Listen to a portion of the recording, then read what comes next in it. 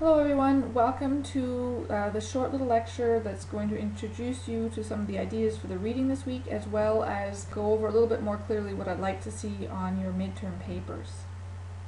Now I've titled this Contemporary Concerns, and what I'd really like to see here is you wrapping up everything we've covered so far, which is we've been milling around with a lot of different claims to do with truth.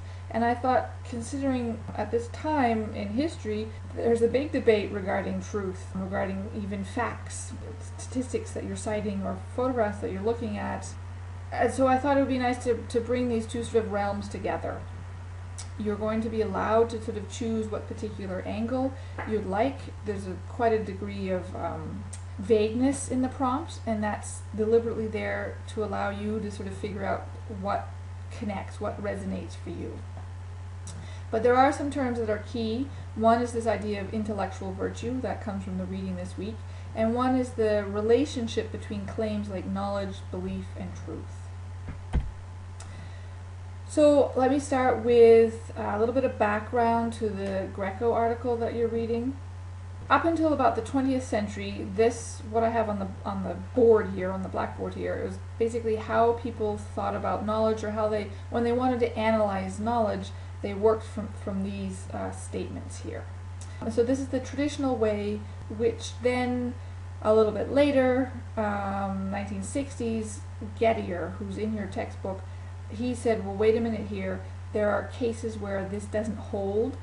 And then there were a whole bunch of philosophers then who kept trying to figure out, all right, how can we make sure that when we do think we know something, we actually do know it? So keep in mind, as I said, that we have been going through a lot of different philosophers who are looking at, what's the absolute source of knowledge, what's the kind of origin of knowledge. We've been looking at what mode of reasoning is most effective, or just what kinds of claims you could make with different kinds of readings.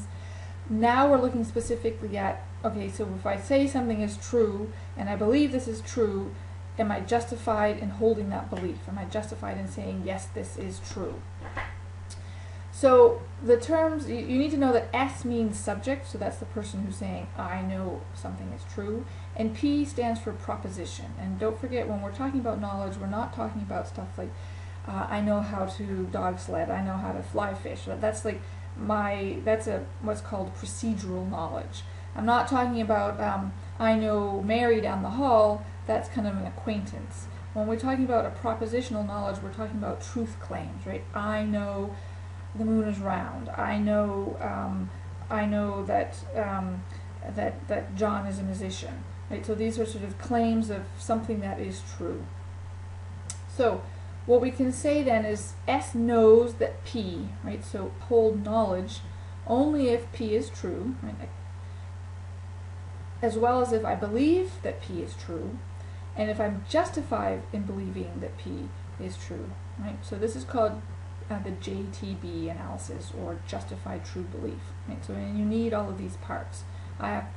It has to be true. I have to believe the thing I'm stating, and I have to be justified in believing that the thing I'm stating is true. Right? If I say the moon is made of cheese, right, I'm probably not very justified in holding it. I might believe it actually, but because the moon is not made of cheese, I won't be justified in believing that the moon is made of cheese, and therefore I can't know that the moon is made of cheese. So that's one of the things to keep in mind, that for philosophers, what is false cannot be known. Right? You can only know things that are true. Right? You can't know something if it's false. Right? Hillary Clinton did not win the election, therefore she lost, therefore I can't know it. Right? So it's impossible to know something that's not true. Now keep in mind that this is not the case currently in popular culture or media, the presidential campaign, right?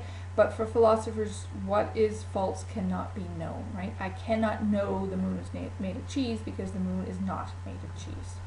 And the other thing, that generally there's a relationship between belief and things that you know, right? I believe Trump is president because I know he is the president, right? Or I believe that Hillary Clinton is not the president because I know she lost the election. But the thing is that you can have belief of something, and it might even be a true belief, but it doesn't necessarily mean I have knowledge of it.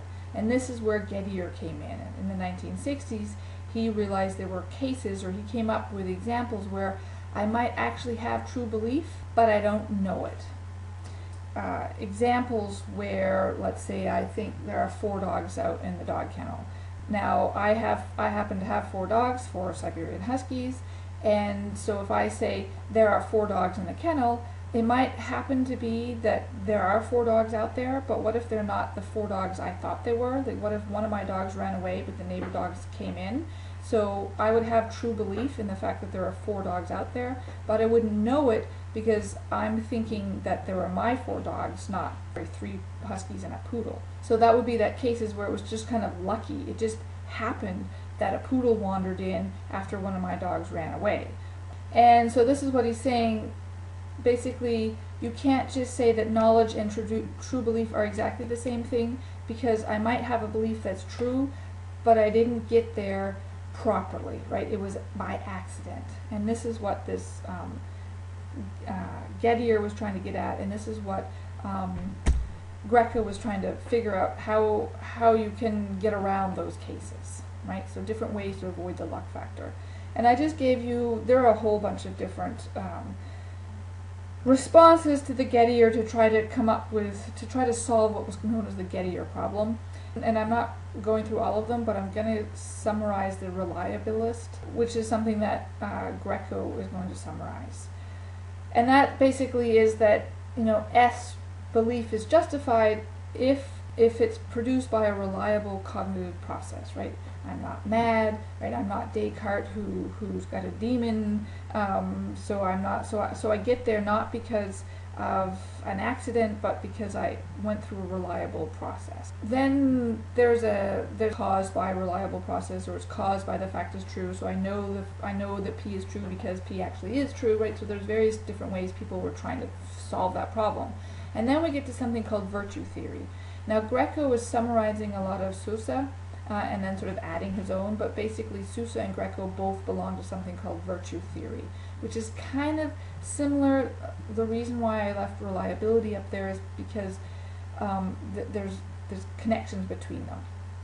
And basically what Greco is saying, to summarize very, very easily, or very simply, is that knowledge, things that you know are true that actually are true, it's because you've gone through a process where your perception is correct, your intuition is correct, your memory is correct. You have sort of a skill.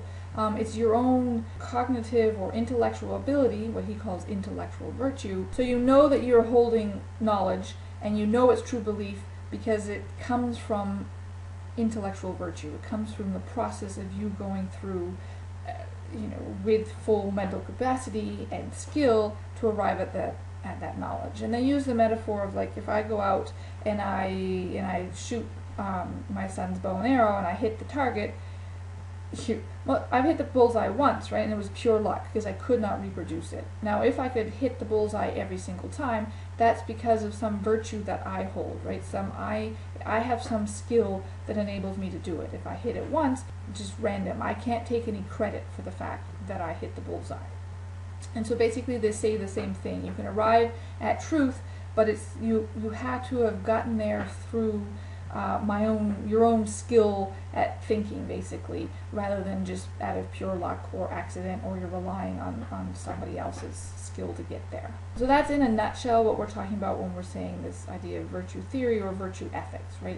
It's your own intellectual abilities that get you to a true belief, which therefore it also means it's knowledge, right?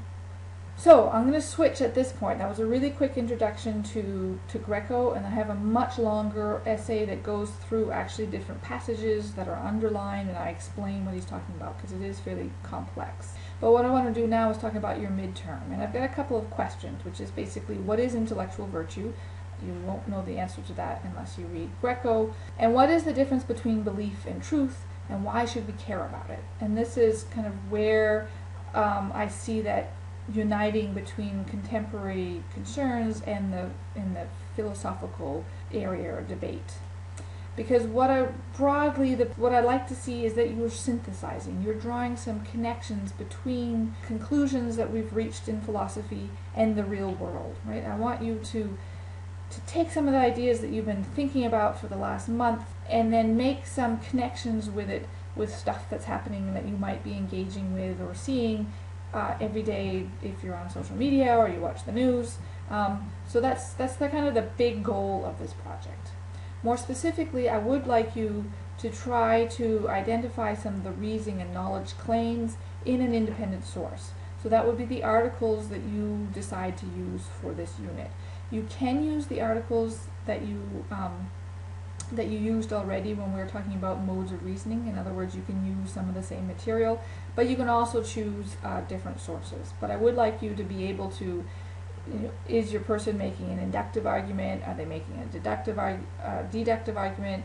Do they make any a posteriori or a priori sort of claims? Are there any try to use those kind of terms that we talked about. Are they using analogies? Like, what way are they arguing, and what kinds of assumptions are they starting with?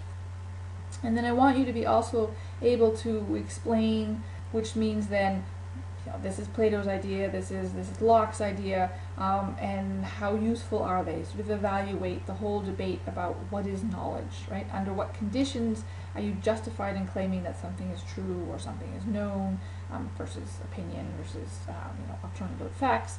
Right? So I want you to be able to talk about not only the specific modes of reasoning, but also just bigger questions. Like, why you can even go really big as what's the whole debate about, but you can also talk specifically about any of the philosophers that really clicked with you, right? Any of the ones that talked about epistemology, or as I say, any ones that talk about the modes of reasoning. I think it'll be easier for you if you just talk about the epistemology, but who you choose for philosophers will probably also depend who you choose or what you choose for an essay. And as I said, one of the things that you can talk about is this big debate that's going on right now, right, over what is true. And this is where that why should we care comes in a little bit. Just to keep in mind that the philosophers for this unit were interested in how to avoid those sort of cases where you might hold a true belief but you don't actually know, versus the debate in contemporary news and social media and all that is more about facts and versus sort of personal beliefs, or even about the fact that people can offer what's called alternative facts, which, what does that mean even? Is there such a thing as an alternative fact? Isn't a fact a fact? Or the whole recent, there's a phrase now called post-truth that's actually in the dictionary, which is that rather than relying on an objective truth, you just rely on personal belief. And so this is a very different world from the philosophical world where you cannot know something that's not true, right? And so I'd just like you to try to bump those kind of up against each other. So in terms of very specific instructions, I'd like you to find a news release, an article, a media post, or some scientific argument. It doesn't matter exactly what you want to do. If you pick, is there global warming? Obviously you'll get scientists on one side or the other of that debate. But whatever you do, pick an article that will allow you to address the difference between belief and true justified belief, or knowledge versus opinion, depending on and then I want you to think about, does the author of your whichever article you pick, do they attempt to use a logical reasoning process? That would be one of the first things. They might not even attempt to make it, in which case you can take them to task for that. But what kind of a reasoning process do they seem to use, right? And then you can evaluate that process for conclusions it leads them to. But I'd like you to think more specifically as that notion of intellectual virtue, right? Because if the article you choose doesn't use any reasoning process, then obviously they don't have any intellectual virtue in Greco's definition of the term, right? So then you could sort of dismiss them as not having knowledge and not having TJB, because they don't arrive at their truth claims through sort of a skillful, reliable process. And I'd like you to reflect about which philosophical tool, and by this I mean concept, a reasoning process, anything that we've covered so far, which one do you think is sort of helpful? Which one had you maybe never thought of before that kind of makes you go, that's a really great thing, I'm gonna be more careful about doing this in the process, or I'm gonna look for it more in the future. Or so just I'd like you to kind of reflect on what you found helpful, useful, productive, when you're thinking about this distinction between belief and truth and should we care about it or not. And just as I said, keep in mind, philosophers don't think you can know what's not true, but obviously not everybody else shares that belief, so you might want to address that. And some more very specific, right, it needs to be 3 to 4 pages. You need to pull together the things that you've been talking about in the past couple of units, about logic, about ways of reasoning, what counts as truth, and I want you to apply it to a contemporary issue. At, global warming, or any other issue where there's a debate going on, is it true or not true? Whatever you would like, as long as you're answering that kind of, those big questions at the top, what's intellectual virtue, what's the difference between belief and truth, and as long as you're also figuring out the modes of reasoning that your author uses. You do need to engage in that idea of intellectual virtue or true justified belief that's explored in Greco. So you will, and I did say that if Greco is way too hard for you, you can try to use Gettier, but remember that Gettier introduces the problem and Greco's trying to find the answer. So if you just read Gettier, you won't get sort of answer of how, you won't get to the idea of intellectual virtue. So do try to wade through Greco. But remember that the first half of his essay is all kind of him summarizing it, and then at the end he gets to kind of his claims. And as I said, you can pick new articles or you can use the articles that you've used for your last post. This is a summary of all of the work that you've been doing so far. That's what you should think of your midterm, as pulling together some of those major ideas that we've encountered. So I hope this makes sense to you. If it's still unclear, as I said, it's kind of deliberately vague because I want you to pull out what works for you, right? What kind of gives you light bulb moments, what makes you interested. But if you're having trouble, email me, let me know if I can be more specific about anything. Don't forget you need to have sources and they need to be cited. And I think that's it. Let me know if you have questions.